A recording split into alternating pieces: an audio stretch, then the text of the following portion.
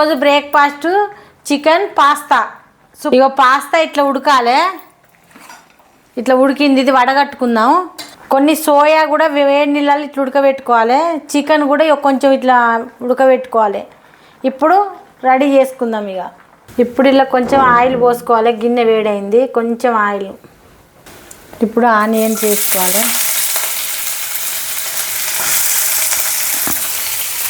ఇప్పుడు ఇలా కొంచెం అల్లం తురుముకొని వేసుకోవాలి.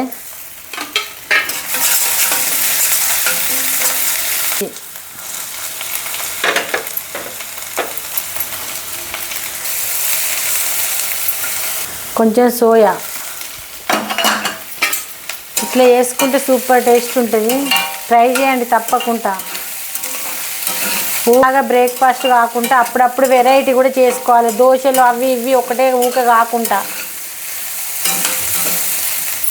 ఇప్పుడు ఇలా కొంచెం చికెను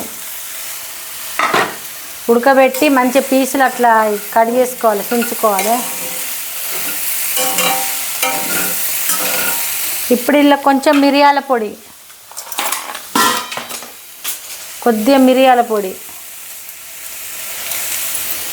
ఇప్పుడు కొంచెం సాల్టు.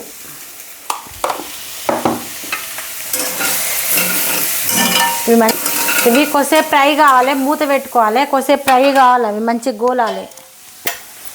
మూత పెట్టి టమాటా వేసుకోవాలి. ఇప్పుడు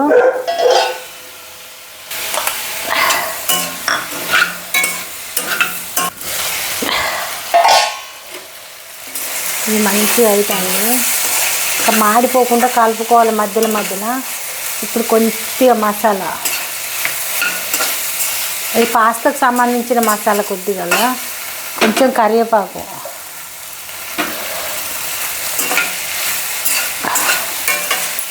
ఇప్పుడు మూత పెట్టుకొని ఉడికించుకోవాలి కొద్దిసేపు. ఇప్పుడు ఇలా కొంచెం టమాటా సాస్ వేసుకోవాలి కొద్దిగా.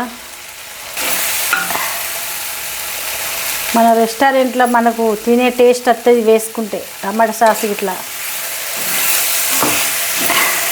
మనం బయట పాస్తా తింటే వాళ్ళు ఇట్లనే పెడతారు, అది బయట తినే బదులు ఇంట్లో చేసుకుంటే సూపర్గా ఉంటుంది. ఇంకా ఇప్పుడు సోయా పోసుకోవాలి. సోయా అంటానా,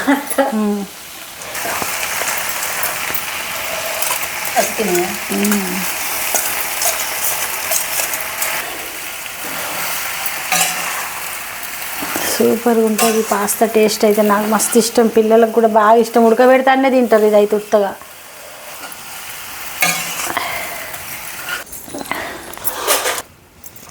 ఈ పాస్తా ఎంతమందికి ఇష్టమో కామెంట్ చేయండి. మూత పెట్టుకొని అంతా అట్లా పట్టాలి, చిమ్ములో కొంచెం ఇలా కలుపుకోవాలి. మధ్యలో అడుగంటుకుంటుంది. ఇప్పుడు కొంచెం కొత్తిమీర వేసుకుందాం. ఇలా కొద్దిగా కొత్తిమీర.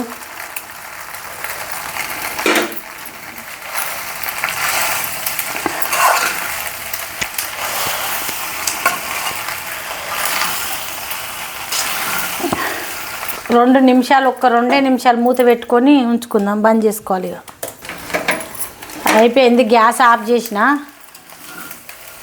ఎంతో టేస్టీగా ఉండే సోయా చికెన్ పాస్తా రెడీ అయింది. సూపర్ టేస్ట్ ఉంటుంది. తప్పకుండా ట్రై చేయండి. లైక్ చేయండి, షేర్ చేయండి, సబ్స్క్రైబ్ చేయండి. మంచిగా టేస్టీ ఎంజాయ్ చేసుకుంటూ తినండి.